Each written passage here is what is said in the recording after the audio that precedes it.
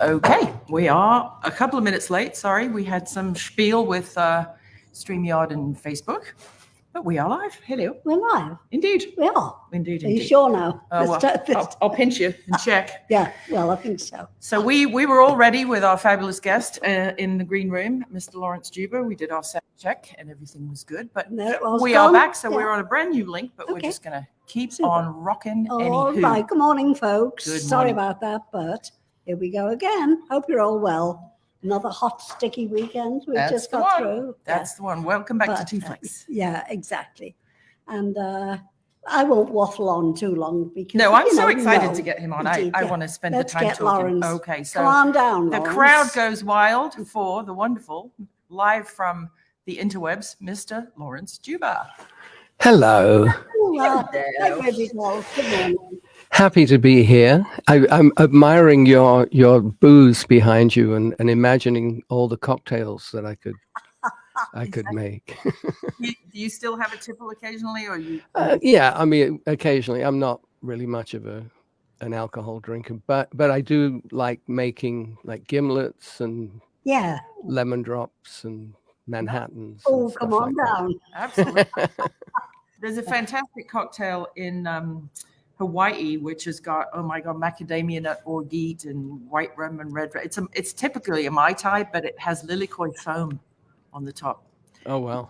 Just unbelievable. It's like a meal, actually. It is, yeah. It's like a smoothie, but you have to go right back to bed if you don't want Not for breakfast. bit early. Yeah. Wonderful to see you.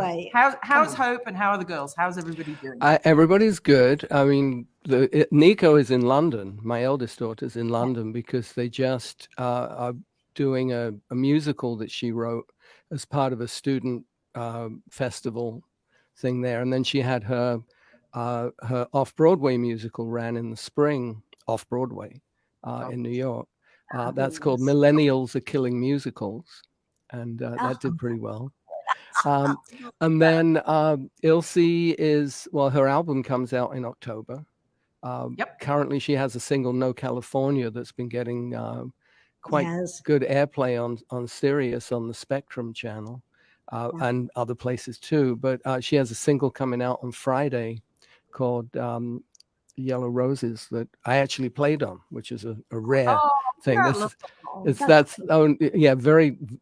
played on a couple of things that she's written, including Harry Styles' Treat People with Kindness, but this is her own project. So #proud dad. Yeah, I was going to say that generational thing is lovely. My husband is doing a project, and he's got on one song he's got me singing, warbling, and doing background vocals and atmosphere, and my niece Benna McCartney, Mike's daughter. So he's got 3 generations of old McCartney tarts on one of his tracks. Oh, very cool. But meanwhile, Hope's trying to figure out how she can get a picket sign for WGA and SAG. So. Well, maybe a sort of a flip-flop sort of a thing. Yeah. Well, that's the thing. One on either side. But so she's been busy. Yeah. You know what I loved with the writers, the WGA placards that they had the first week, they said, "I'm striking because," and they left them a big blank space to write something. Mm-hmm. Writers, and some of them were really good. Oh yeah. Some of them were really clever good stuff. But it is. It's all very, very disruptive, but in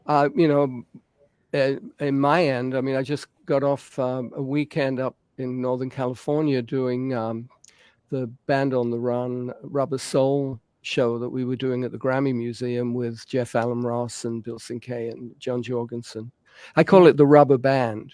Oh, great. Yeah. I like that. And so that was very successful. We had a great time doing that. And then next week I'm going to London.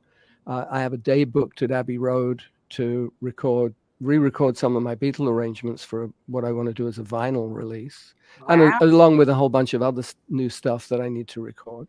And then also doing some production for Billy J. Kramer for his 80th birthday.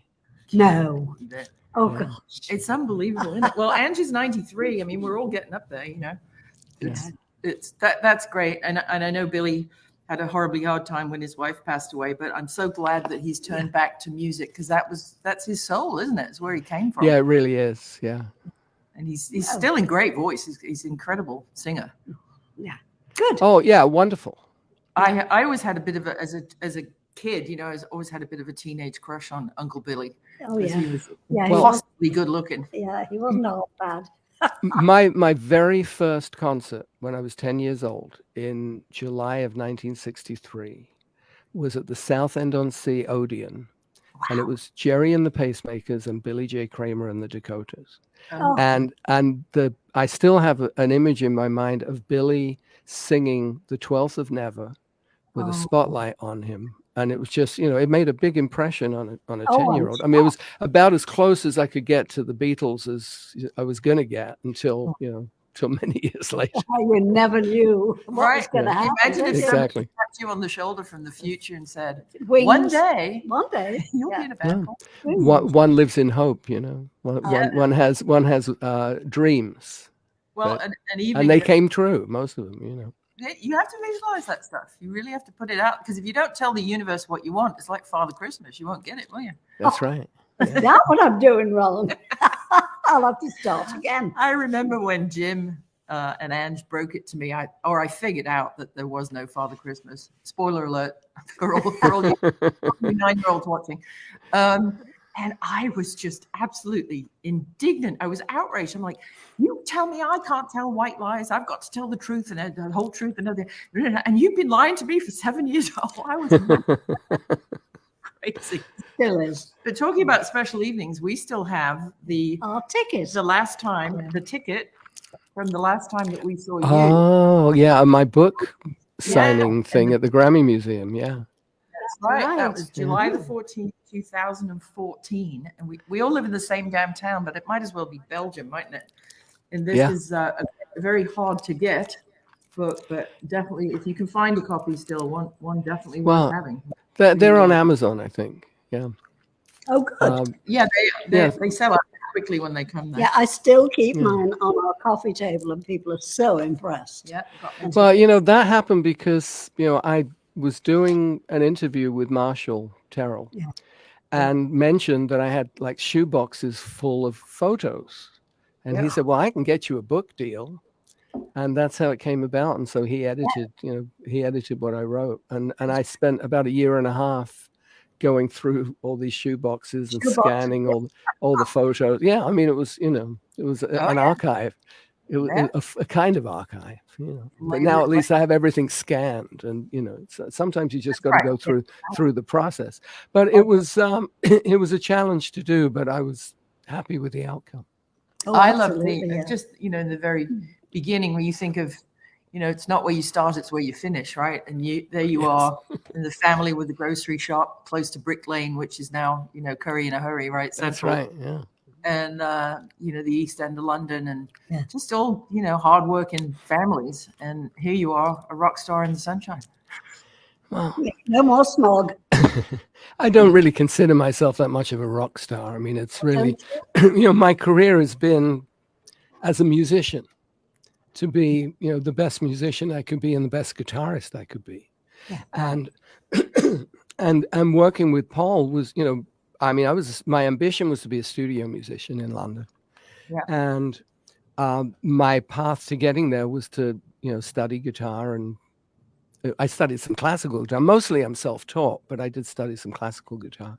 Wow. And then I actually got accepted to go to Leeds College of Music, which was the only place in England where you could actually kind of study in a way that would lead to being a studio musician, kind of like the Berklee School of Music in Boston. But then when I got my A levels, and I actually got an A in music, and I thought, well, wait a minute, I've been paying my dues around London all through my teenage years. Why do I want to leave London?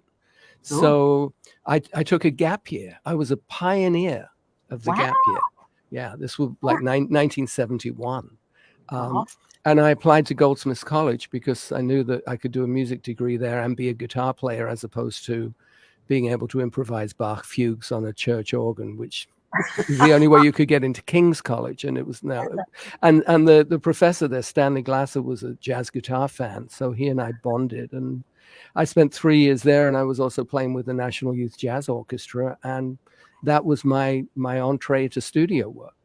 Wow. And having done, I was doing that, very successfully in London. Then I worked with Denny Lane on a David Essex TV show, and he recommended me to Paul. And about 6 months later, I was working at Abbey Road in Studio 2.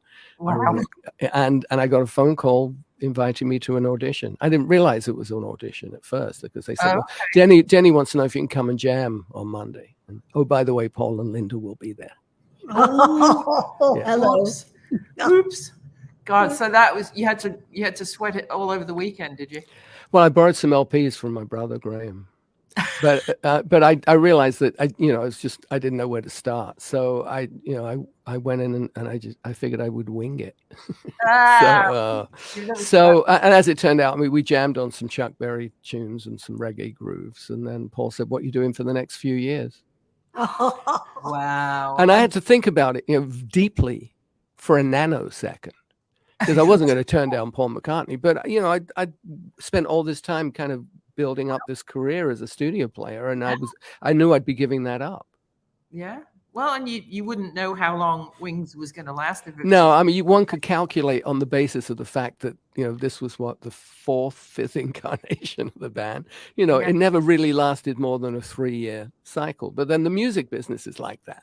It tends to go in kind of 3-year cycles. So I knew that it wasn't going to be a permanent thing. Unlike Paul's current band, which is, still the same band that it's had for eons. But, yeah. Well, yeah, and they're tight and they're great, and times are different though now. I mean, when you think about all of the, God rest his soul, the partying that Jimmy McCulloch would do, and all of that stuff, there's probably a reason for the 3-year cycle back in the 60s and 70s, and it probably has a lot to do with stuff behind us and all the rest. It could be. But the thing is, I mean, Jimmy was a great rock guitar player, but Paul wanted somebody that was versatile, that could cover a lot of bases, which is really how I kind of fit into the picture. Because I wasn't just a rock player. I could cover, whether it was the jazzier end of the spectrum or the folky side or whatever. Right. Well, and I think that's probably why Denny Seiwell got his gig, because, I mean, really, he came up as a jazz drummer, didn't he? As a jazz drummer. But, remember the whole Wrecking Crew crowd, the LA players. I mean, they were all jazz players. Because the level of musicianship and musical understanding that it takes to be a great jazz player, it's the same skill set to be a great studio player, because you can, the discipline, you can make up parts. They give us a lick, give us a signature lick, and of course now, under the new songwriting rules, you actually get songwriting credit for, for coming up with stuff like that. But in the past, it was just, that was part of the stock in trade of the studio player. And Denny Seiwell in particular, I mean, is such a brilliant orchestrator on the drums. His drum parts on the Ram album are just peerless, just fantastic player. Yeah, no, absolutely. And I think, people don't necessarily think of all of the different genre. When you go to see a band like Wings, our friend Paul Moody's watching, and his favorite concert ever, and he never calls favorites, was seeing you guys at the Forum in, I don't remember what year, in the 70s it would be. And he said it topped it all off, because of not just, seeing Paul McCartney, but just the musicianship and the writing and the whole. And I think Wings gave Paul another platform to sort of not have to, he was the boss. There was no 3 other people. Well, to some extent, Linda was the boss, I think, because he wouldn't have had Wings without Linda, because that was really, they needed that, and it all was synergistic with the family. Right. Yes. But I mean, coming off this weekend where we did Rubber Soul and we did Band on the Run, and really getting into the granular detail of Band on the Run, and how, and again, it's that versatility, is that Paul can cover so many bases. Unbelievable. In his writing and in his production, and all the ingredients that go into it. Yes. It was 1976, by the way, the Forum concert that blew Paul Moody's mind. But I think to a large extent, that's got a lot to do with the music that he grew up around, and my dad's musical tastes, right? I mean, in the 19 teens, was it, and 20s, Jim McCann. 20s, yeah. And so, my dad was, he was deaf in one ear, but, he could play a bit of this and a bit of that, and, decent on the piano until the arthritis took hold of his hands. But, Paul grew up with all kinds of 78s and different radio stations in the house. And I think, when you go back and look at the Black Dyke Mills Band. Oh, yeah. That he did, that's all my dad, all of that. We had them on Back to the Egg. They're on Love Awake. And that was a fun session at Abbey Road with the Black Dyke Mills Band, kind of taking over the studio. Oh, what were it like, Chuck?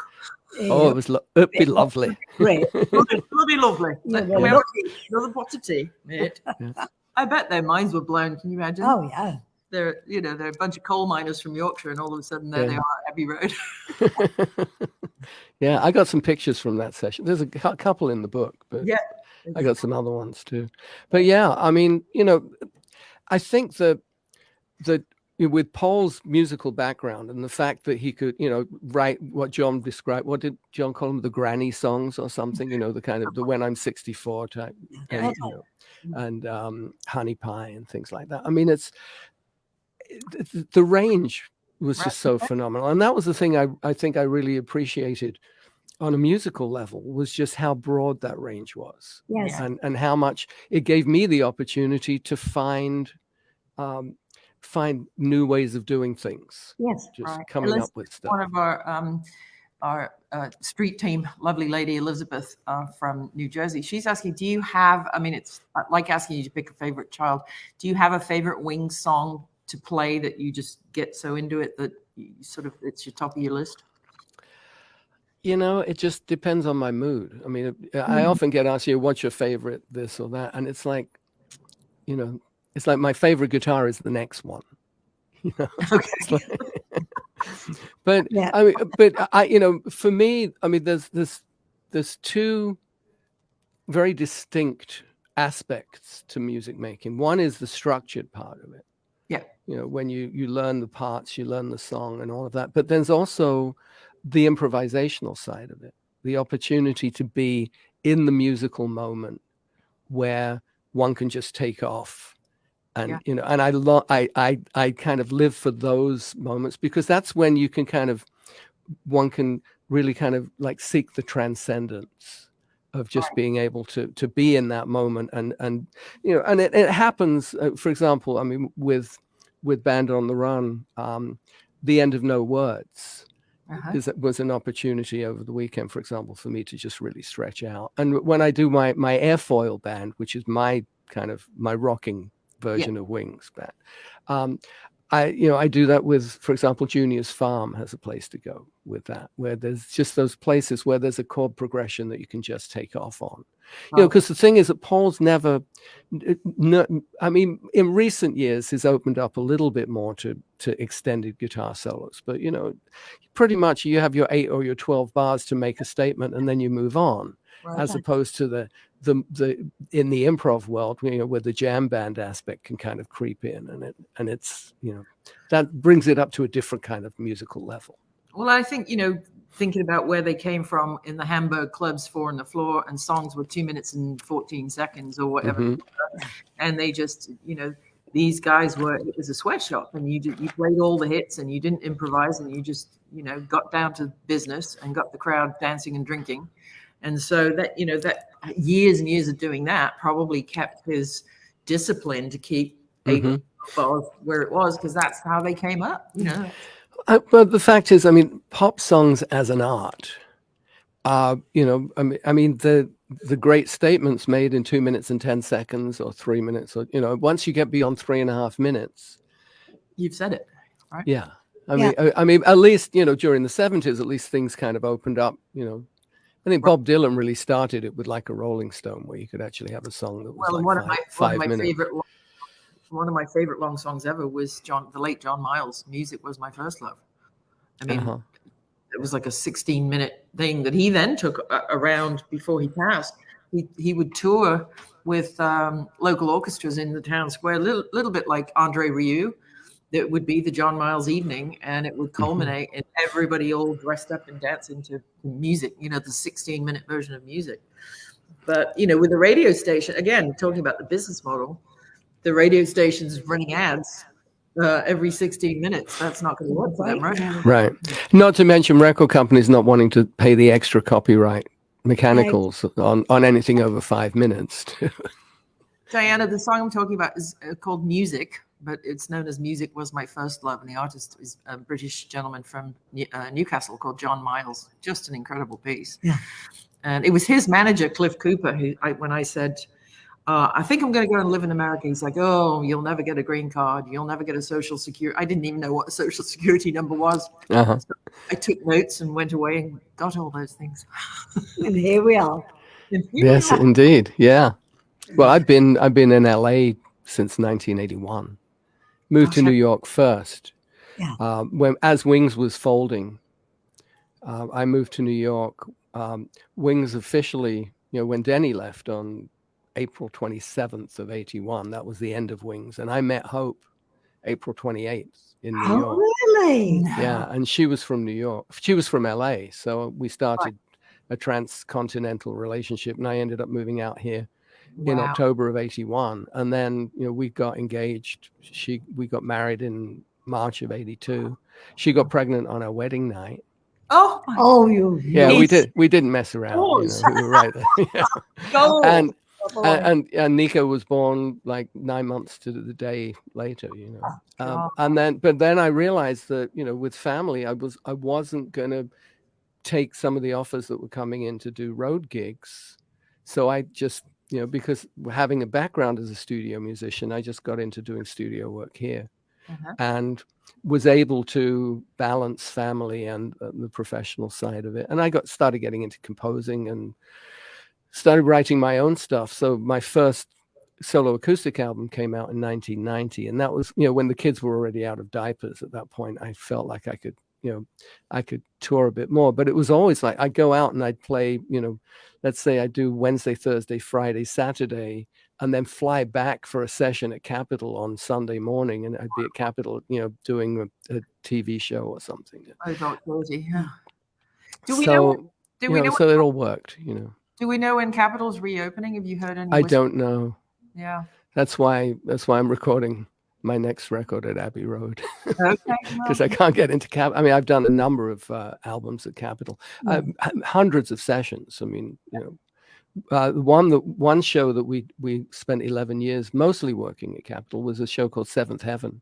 Oh yes. Which very heavily featured my acoustic guitar playing. In fact, that kind of ran in parallel with me developing a lot of my soloistic stuff. So I would get, like, Martin would build me a new guitar and I'd take it into the studio the next day as soon as I got it and see what it recorded like. So there was, in fact, I put out an album on my label last year that Dan Folliott, who was the composer of that show, we called it Journey to My Heartland. And anybody that watched the show and enjoyed the music, that's something that's worth listening to, because at the end of the sessions, we would re-record like the cold open of the show, which never had any dialogue. It was always music based. And the guitar was like a kind of like a narrator almost.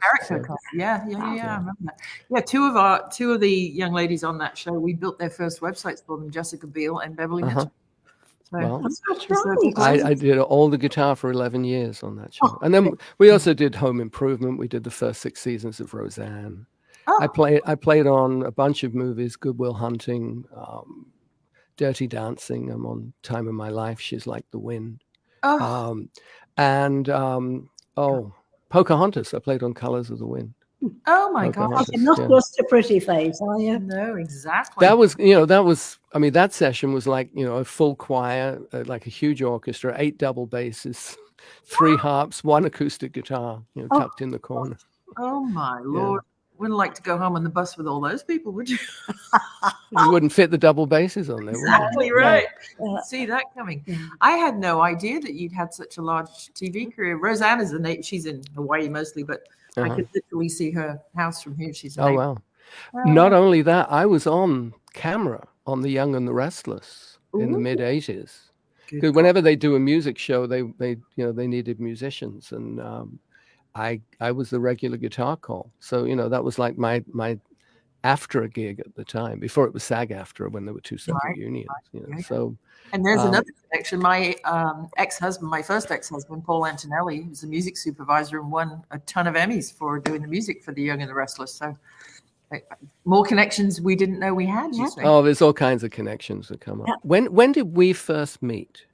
Do you remember? Oh gosh, it would have been in London or in Liverpool.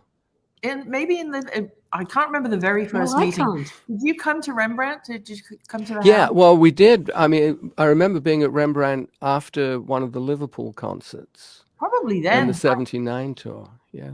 It probably that might have been it then. Yeah, because by that time we'd moved to a bungalow nearby. We'd moved to Beverly Drive. Yeah, Paul still had Rembrandt, or he still owns Rembrandt.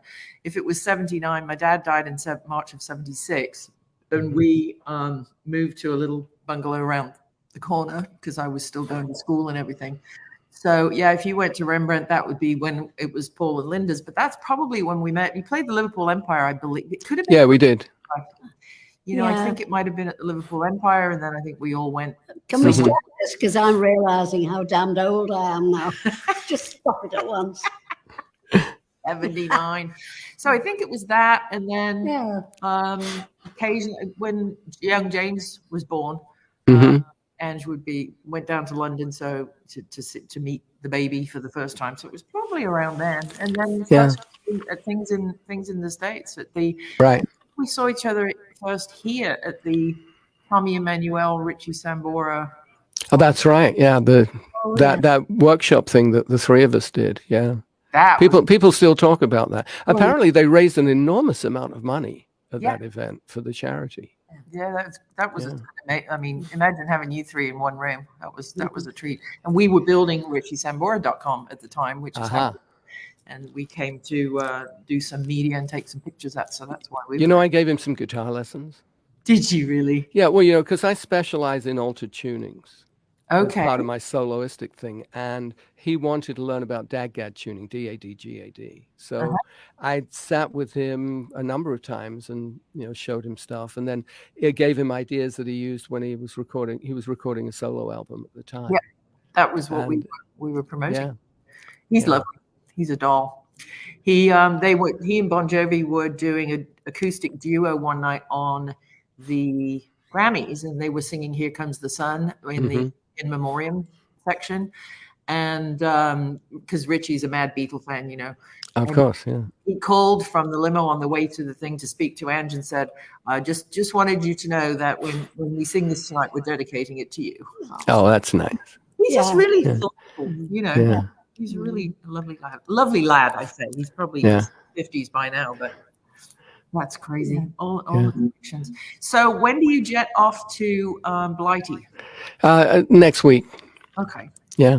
All right. But you're doing two different things now, so for the audience to know, right? So you're doing a Laurence Day, and then you're wearing your Billy J. Kramer producer hat. Right. And then on the 23rd, I'm doing a solo show at a venue in the Barbican called Piano Smithfield, which is like a jazz venue, small jazz venue. And then I'm going up to Liverpool, where I've got some Beatle Week stuff. I'm opening for the Fab Four at Philharmonic Hall. The Philharmonic, great. Which is like 1,700 seats, right? Yes, I know. She had her book launch there. We did 2 nights with various Beatle bands at the film. Make sure you go across to the street to the London Carriage Works restaurant in the hotel. It's I will. Out the front door. Fabulous food. It was under Chef Paul Askew. He's left there now, but he's set it all up. They've got the best chunky chips in town. Big fat French fries like as thick as your finger. Lovely. The other thing that I was intending to be doing is I'm the arranger for a musical called Part of the Plan, which is all Dan Fogelberg songs. And we did a production of it in Nashville at the Tennessee Performing Arts Center in 2017, which went very well. Yeah. And they were going to do a production in Southampton in August, but then they've got Mark Bruni, who was the director that did Beautiful, the Carole King musical in New York. And so they shifted it to doing a workshop in London later in the year. So I actually ended up with like a couple of free days because I didn't have to go down to Southampton. So I get to visit some of my relatives. Oh, good. That I haven't seen in some years. The hotel opposite the Philharmonic is called the Hope Street Hotel. Ashley from Alabama is just reminding me it's a great little spot for a coffee or a naughty drink or what have you. And Karen Reed is asking, do you have any time to go up to Edinburgh because the Fringe Festival is on till the end of August? No, I don't have time for Edinburgh. Not on this trip. What a shame. The Fringe is quite the thing. My other brother, Mike McCartney, for the audience who doesn't know, he was in a satirical trio called The Scaffold. Do you remember them, Laurence? Oh, absolutely, yeah. And they would play for Fringe all the time, and that's how they would bring the bedraggled home after the Fringe ended, down to the pool, and the likes of Monty Python all dressed as nuns, and Dudley Moore and Peter Cook. You come down to breakfast and find them asleep underneath the kitchen table. You can't actually see it because the camera's not high enough, but I have one of Mike's pictures on the wall here. It's Paul and John with Gene Vincent at the cabin. I know that one. That's Mike is such a Renaissance man. He's just amazing. I met him on a transcendental meditation retreat. Okay. In August of 77. Okay. And I learned Elvis had died from Mike walking into the room waving a newspaper declaring that Elvis had passed away. Oh my God. I was on stage because I was a choreographer and dancer, and I had a troupe called Talent, and we used to just go out and open for like Tony Christie and all kinds of crazy cabaret acts. And we were at was it the Wookiee Hollow in Liverpool? No, Fagans in Manchester. And the opening act just finished, and the compere came out, with his flat cap, the real wheel tappers and shunters job. And he comes out and he says, well, got a bit of bad news for you, ladies and gentlemen. Elvis is dead. Now, please put your hands together for Ruth McCartney. Oh, no. Oh, jeez. Follow that. Yeah. I go out to an audience full of people cry. They all go to the bar. They're all, getting the pie. So, we played to like 3 people in the back row because everybody was like, Elvis is dead. He just heard it. Oh, dear. He'd gone out for a smoke and heard it. A friend of mine, John Scheinfeld, is a documentary guy, has just done a documentary on Elvis's comeback special that I saw a screening of the other day. It'll be on, I think, Paramount Plus. It'll be streaming. It's really good. Wow. There's footage there that was never aired in the original special, and you get kind of some real in-depth info on Colonel Tom Parker too. So, well, speaking of connections, Marshall Terrell, who edited this book with you, has a book coming out in November, I believe, called Elvis, the Colonel, and Me. I introduced him to this fascinating guy in Palm Springs called Greg McDonald, who worked for the Colonel for years and years and years. And they they wound up writing a book together. So that there's another connection, you see. There you go. Yeah. Crazy, absolutely. Elizabeth, you're too funny. She's like, oh, is Elvis dead? No, he's living in North Dakota with a bunch of aliens. He's got a job pumping gas. That's crazy. Yeah, it is almost the anniversary, actually. Ashley's just reminded me. August 16th. Yeah. I think that's Obama's birthday too. What a terrible thing to happen on your birthday. Yeah. Shocking. So thank you so much. We've got your website going across the bottom of the dealio here. Thank you so, because I know how busy you are, and to fit this in was a real special treat for us. But you don't get out without a limerick. You see. No, nobody gets out alive. So our very guests get a limerick, and we always screw it up the first time. So we'll have to. The audience knows this. Well, I've written one, and she's written one. So you actually, you're so special. You're going to get two today. Oh wow! But here goes the first one. A 1, a 2, a 3. So Laurence, a wizard on strings, we've followed him ever since Wings. When push comes to shove, he'll be spreading the love. So much fabulous music he brings. Oh, lovely! Thank you. Yes, that was mine. And then sort of kind of and we wrote these completely independently, but here we go. A 1, 2, a 3. Oh, the joy that this music man brings. He writes and he plays and he sings. He's straight out of Blighty, and his talents are mighty. Read his book called A Guitar with Wings. Lovely. Well, thank you. You can vote. Thank you. postcards. Let me put in a plug also before I go. Hope came up with this idea of a gender flipped Gilligan's Island, Gillian's Island, and that we did a recreation of the opening credits that's on her YouTube channel, her 3-hour tour YouTube channel. It's also linked on my Facebook page, on my artist Facebook page, with Kate McCucci, great actress who's like perfect for that. And you have to watch it to really get the idea. But, I have already done so, actually. I was well, wondering thank you. we might stalking you. Hope to come on our show sometime. Oh, I will nudge her. Yeah. Yes, absolutely. She's got plenty to talk about. So. Oh, absolutely. Yeah. Especially a husband. I like Gillian's Island. I like that a lot. Yeah. It's fabulous. Yeah. Great.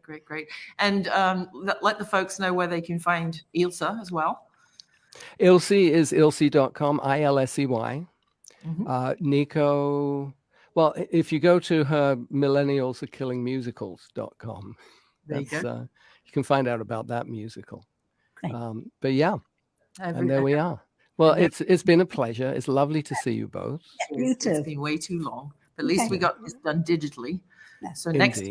next time you're going to LAX, make an extra hour on the way to or from, and we'll put the kettle on. Lovely. Right by the airport. All right. Thanks, so. Bye-bye. Thanks so much, Laurence. Cheers. Bye-bye. Cheers. Bye-bye.